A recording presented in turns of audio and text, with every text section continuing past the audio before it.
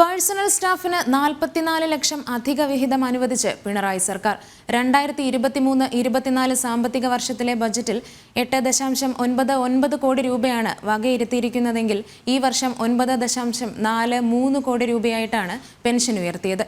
നിലവിൽ സംസ്ഥാനത്ത് personal staff pension വാങ്ങുന്നവരുടെ എണ്ണം 1600 ആണ്.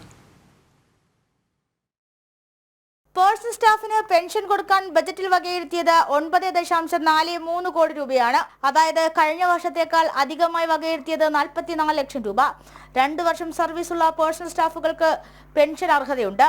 പരമാവധി പേർക്ക് പെൻഷൻ ലഭിക്കുന്നതിന് വേണ്ടി 2 വർഷം കൂടുമ്പോൾ പേഴ്സണൽ സ്റ്റാഫിൽ മാറ്റം വരുത്തുന്നത് ഇടത് സർക്കാരിന്റെ പതിവ് രീതിയാണ്.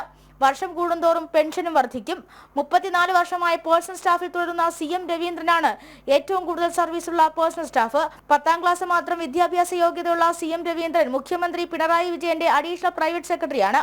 പദവിയിൽ നിന്നും ഇറങ്ങിയാൽ പെൻഷനായി മാത്രം 80,000 രൂപ ലഭിക്കും. പെൻഷന് മുന്നോടിയായി ലഭിക്കുന്ന ആനുകൂല്യങ്ങൾ വേറെയുമുണ്ട്.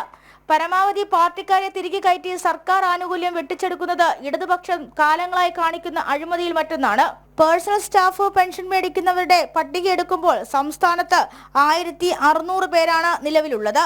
ജനം, തിരുവനന്തപുരം.